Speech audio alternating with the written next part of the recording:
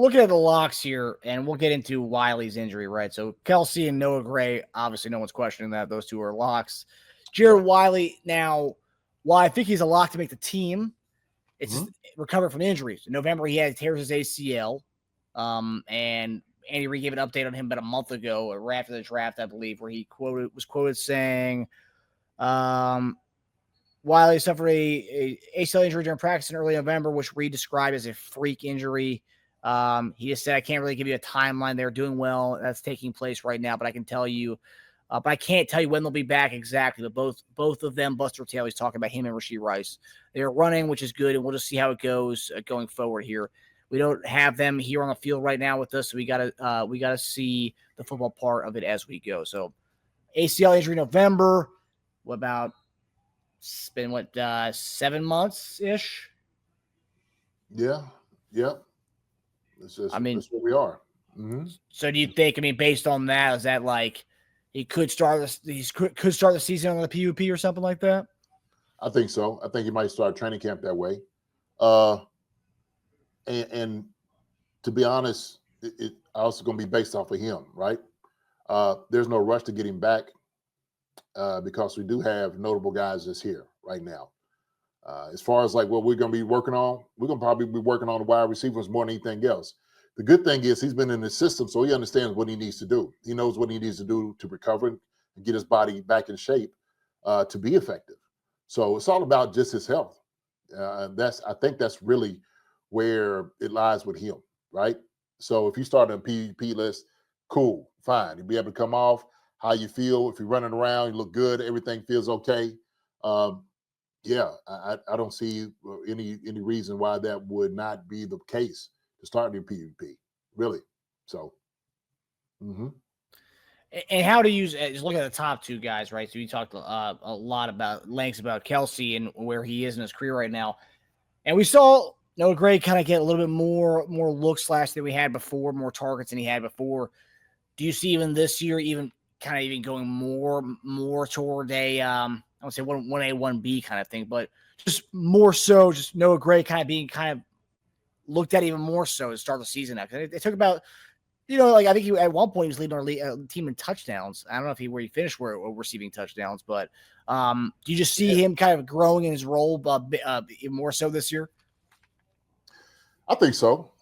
I think what he showed obviously last year was that he's a capable receiver, which we have always known that. I was a fan of him when he came out in the draft from Duke. And when I seen him, I was like, yo, this is a guy that I would love the Chiefs to get him. Sure enough, guess what? Chiefs pick him up. So there's never been a question about his hands or I guess him having the athletic ability to make plays. I think what we wanted to see was the transition of him from college to where he is now and learning a lot from Travis. Like how's he molded some of his game around what Travis has done? Okay. Has he learned some of the tricks? And he has. But what I've seen also too, that Noah Gray is his own right. He's his own player. He gets open, he catches the football, man. He does a hell of a job, man. He does a hell of a job out there. And plus, we asked him to do a whole lot more too, Marcus.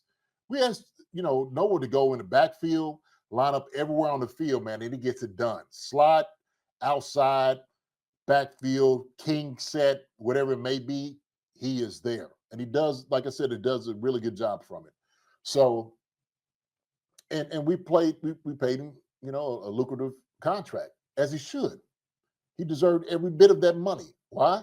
Because he's that good of a player. So, I'm one of those guys, man. I sing Noah Gray's his praises all the time, man. Seriously, because he's that good of a guy. He really is. And that too, I mean, Gray to come in when he did come in to be around Kelce as well as Blake Bell, who, in all intents and purposes, probably one of the better blocking tight ends we've had in Kansas City since you, which is, it's saying a lot about how, we haven't found a JD in a very long time. But Bell is the closest thing to that, I would say. Not your not many. But Gray was able to learn from obviously the receiving element component that Travis possesses, and then also too having Blake Bell be kind of the elder statesman in the room to kind of show him, getting your hands dirty a little bit. He kind of got a little bit best of both worlds for Noah Gray's kind of being thrusted into the NFL. Yeah, I think so. And I think also, his disposition, how he carries himself. You could tell, man, he brings his hard hat and lunch pail to work every single day. And that's what I love about him. You don't really see him a whole lot on social media doing things, just kind of out there. I think he understands. He comes in and he punches his ticket and goes straight to work and does everything they ask him to do and then some. And so he has shown his worth to the point. I think the teams, that was part of the reason they might got rid of Blake Bell because they see what Noah Gray was able to do. But he definitely did learn from Blake. That's for sure. And so he is a guy that has come in since he's been here, and all he's done has been impressive. That's all he's done since he's had that uniform on as a Chief. He has been impressive and just got better each and every single year. And so, even so, to the point, Marcus, we would see that Travis would take breaks on the sideline. Like we could just put Noah in without having Travis in, right? And we had to worry about like, okay, what we're gonna do? Are we gonna fall off on talent? No, Noah Gray can catch the football. He can get open, and we've seen plenty of that. He had 5 tubs last year, 5. So, yeah, yes, second leading receiver as far as touchdowns last year.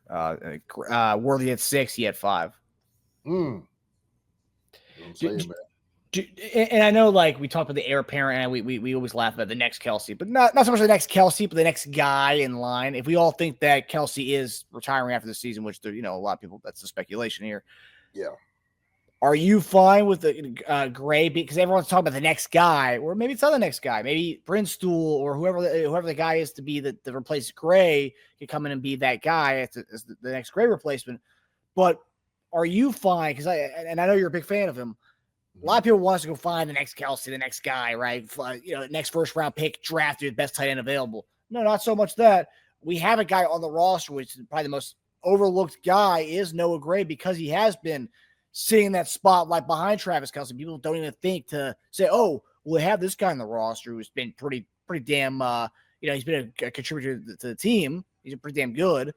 Yeah, they don't need to find the next Kelce. You have this guy on your team, and then you have the other components of the squad kind of, do the other bits. But I think Noah Gray is in line to be that tight end one once Kelce's gone. Oh yeah, I think so too. I think he's proven that point. Really, what you want to do, right? Because let's just be honest. There's no replacing Travis Kelce. You're not going to get another Travis Kelce. Those type of talents only come around every once in a while, right? The Chiefs just happen to have the best 2 in the business. And so how long did it take to have another guy that could do the things that, TG could do? Okay. And then finally get Travis Kelce, and so we just been, extremely lucky to have, premier tight ends, the best in the business. And Noah Gray, he can absolutely pick up the slack. And really what it is, Marcus, this is what we got to actually talk about. It's the production. Okay. That's what you want to be able to replace. Okay. Who's gonna take that part of the mantle on? Right? Is Noah Gray, is he in line to catch 90 balls or 100 balls like Travis did and 1,000 yards? I don't know. I don't know. I don't know that part because he hasn't necessarily moved up into being the man. It's almost like watching. I was watching this last night. It's almost like watching Jordan and Scottie Pippen, okay, if you will, right? Jordan, because he was the best, okay, and him and debate LeBron. I'm a LeBron fan. I am, okay, but I love Jordan. I know Jordan's the best. Say it, we put that right there. But Pip, because he played his position, he knew how to step in. He knew how to pick up the slack when he needed to. I think it was Hodges, Hodges, who was sitting there saying, "We don't know of a play that Scottie just made." Well, the reason you don't just have like one play that you just made, it's because he made plays all over the place. You didn't have to make just one play to make it. This is who this guy is. He came and fit the role to do everything else that Jordan didn't do. Okay, Noah Gray is like one of those guys. He fits into the mold. Like if Travis Kelce is out there, Noah Gray can get open. We seen him get up the seam. We seen him catch, a slant route or a post or all those different things. He can do all those different things that Travis was able to do. But like I said, he's his own player. He can pick up that slack, Marcus. I truly do believe that. Now, can he catch 60 to 70 balls? Absolutely. No question about it, right? But the other 30 balls, if you will, if his ceiling is, the 60 or 70s, who's going to catch the other ceiling of the 30? Who's going to catch up the other 30, right? Well, that's the reason we got other wide receivers and things like that we want to do with that too, okay? I think that's purposeful to bring the guys that we brought in, right? A Jalen Royals or a Jake Bringenstool, okay? We could truly run a 2 tight end set, okay, or Jared Wiley that could pick up the slack where Travis, when he decides to step down, fits into that role. So I have no questions whatsoever about Noah Gray's ability whatsoever. So And I think it's all like what you said. We don't know. People say, "Oh, he can't be doing this, catching him 80 balls." We don't know because the opportunity hasn't been there. For when the opportunity has been there, he has stepped up and filled that role amazingly. And I see here, and I know there's something that a misconstrued thing that you weren't a fan of during the season, JD. But I think Ahmed Brown says, "Don't forget, Gray's TDs were with Kelce on the field. He always drew stealing coverage from the weaker defender." I mean, that wasn't true every time. I remember we talked about it on the show that because I remember someone had said, "Oh yeah, Kelce's getting double. That's why Noah Gray's wide open for some of these touchdowns." And it's like, I mean, it's not. That wasn't true for all 5 of his touchdowns last year. oh well, the reality is, man, this is the NFL. Weakest defender, man, he's going against starters. We went against some really good teams, and so as far as weakest defender and all those different things, that type of argument, man, shoot, all these guys are getting paid too, man. They don't see themselves as the weaker defender. So the guy still's got to get open. He still got to catch the football. And I don't care who it is. In the NFL, it's going to be a hard task to do. So, under Brown, we can't take nothing away from Noah Gray, my brother. And I know you're not really saying that. And you probably, what you're doing is obviously I'm not speaking for you, but I'm thinking you're saying, Travis Kelce is getting double team, all these different things. But Noah Brown can carry his own weight. He can carry his own. We've seen that. And so could he still be out there and still get open? Absolutely. No question about it. The thing is, when you had 12 personnel, I mean, that's how it's supposed to work. It's supposed to work those ways. So capable guy, man. Capable guy. So I think Noah Gray, after Travis decides to step down, could still catch footballs. He caught 40 balls last year. The year before, 28. The year before that, 28. So that's what I look at. So he's definitely capable of doing those things. Yeah, he's gonna for the league to sleep on him, for a lot of people to sleep on him. I think and you look at his numbers, every year it's gotten better and better and better. I think we'll see him a jump this year from 40 to probably maybe 50. Maybe I don't know. I don't know if they're going to use him, but I think there is this misconception where people think we're going to go out and find a tight end, a high tight end next year, and either be it free agency or within the draft. No, you have 83. You have Noah Gray at home waiting for that spot. And I think he's and also too, talk about trust. Mahomes trusts him. That's why this guy's got five touchdowns last year. So Mahomes has that buy-in and investment with Noah. So that's another thing too. Right. And like I said, he's learned a lot from Travis. So you think Travis is not telling him like, hey man, when Pat does this, you do that. Or he's still letting Pat know, like, okay, here's the indication of what I'm going to do. He's learned all those different things from that. And so now all of a sudden, I know Pat ain't just going to go talk to Travis. He's probably going to talk to the whole group, right? Or Noah, like, hey man, you see this? And so that's what you do. You work on these things in practice. And what you do is all this translates over to the game. Like I said before, even if Noah Gray doesn't catch the 90 to 100 balls a year, right? He can still do the 60 to 70, no doubt about it. He has that ability. Like Teron Young said, we have the best tight end room because we have 2 starters. Noah Gray is a starter somewhere else. He is. He's just not a depth piece. I think Noah Gray, because of what we've seen him be able to do before, can definitely be a starter in this league. So, and then, like I said, that other tight end who comes in, and whether it be Jared Wiley or Jake Bringenstool, Those guys can catch the football, and they're deadly down in the red zone. So I think that's going to be where they're going to be more effective than anything else. I agree. So 2026, book it. Noah Gray, if Travis Kelce's retired, 2026, Noah Gray, top 10 tight end in all statistical categories in 2026. So book it right now, JD. Noah Gray stock.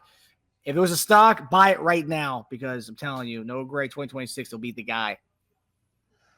Well, and yes, he will be. But also, too, like I said before, because we have other capable tight ends that can catch the football and get open, and they're very athletic. I love this kind of moving into like more of a 2 tight end set, sort of like when Travis and Noah's out there, even more. It's kind of like we did back in the day. I think a lot of people emulated us in the success the Chiefs had because of what me and TG was able to do out on the field. And so, yeah, Tony's the one catching the football. I'm blocking. I catch me a couple of balls here and there, get thrown a few biscuits. You know what I mean? But what we was doing is teams couldn't stop us every time we brought the 2 tight end set. Then you had, T. Rich in the back, offensive line. We was hard to handle, man. We were hard to handle. But then you start seeing other teams start to do the same thing that we were doing. So I could see the Chiefs kind of adopting that same type of mindset, especially when you have those type of weapons. So once Travis decides to step down, you don't have to go get a guy like I was talking about. Like if you want to go get a guy like Brock Bowers or something like that, I was like, that's what you had to do. If you want to go get a Travis Kelce guy, that's what he'd go in on. You don't get him, fine, cool, okay. For our offense, then you go get somebody who is capable to do what we do with our offensive sets. So, and it's a brilliance of what Andy and those guys do on the offensive side of the football. Yeah, and let's not forget what you guys do when you guys did 13 personnel. Chris Wilson ended up earning him a big contract with San Diego. K-Dub. Yes, sir. K-Dub, man. K-Dub was another one. Just get up the seam. Then he can look at him like H-back. K-Dub blocked, man. He knew, man, K-Dub was going to hit you there, square right there up underneath right here, right there where your mustache is. That's what K was going to hit you at, man. So and like Noah Gray with Blake Bell, K-Dub had you to kind of to talk to and learn from. Oh yeah. Hey, well, man, tight end room, man,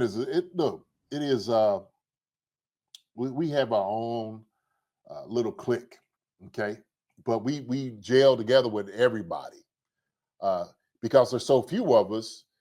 Then it's almost like tight, like the quarterbacks, or if you look at running backs or special teams guy kickers, they don't really have a room. Them jokers is out there, they drinking coffee and everything. Well, you guys are also unique too, because like you guys get to know the offensive line very well, Yep. being on the inline with them, and then also skill players too, where you guys get to kind of receiver room a little bit too. You guys kind of get the little mix of the trench guys as well as the skill guys. You guys get a little taste of it all. So you guys are like that fun group. Yeah, we are. We're the jack of all trades, man. Master of many. That's what I say. Because we do. We got to know all the blocking scheme. We got to know the pass protections. We got to know the route running. We got to know the coverages. We got to know all those different things. And guess what? We talk to the running backs, talk to the offensive lineman, we talk to the wide receiver, we talk to the quarterback. We're talking to everybody. And then we go against the linebackers, the D-line, the safeties. That's pretty much what it is. And then, of course, some guys go against the corners. But, more importantly, you don't really see the corners that much. But other than that, you see everybody else, man. Everybody else you are with. You are with. Yeah, you guys are at run game install with the O line, and then you guys go to 7-on-7 drills with everybody else out there. You guys are intermingling with the O line and the receiver. So it's a fun group. On the Brown says, amazing, especially your group back then. These guys, I'm sure, having a good time. But not on the Brown says not all 5 touchdowns, but 3 I can call out because you see Kelce Dapp and congratulate him. I would just like to see more situations where Gray's in 11 and 21 personnel. Yeah. Well, he could, and we will. On the Brown, you're going to get your wish. We will in the near future. But we know he can do it. I think he's very capable of getting that thing done. So, now I agree with you. And Travis giving him daps, man, because that's his boy. You know what I'm saying? He shoot, hey man, dang on, get open. That's how you do it, right? Because sometimes, and obviously we know too, defenses are going to put a lot of attention on Travis. So why not throw the ball to Noah Gray when you have that type of situation as well? But I mean, Travis is going to elicit a lot of response anyway. He's out there. So regardless if it's a running back catching the football or running the ball in or a wide receiver, Travis is going to get a lot of attention, from their best. Yeah, and rightfully so. Like we said, down year, and he was still a top 5 tight end. So, hi everybody, thanks for watching. Subscribe here to get the latest from the show.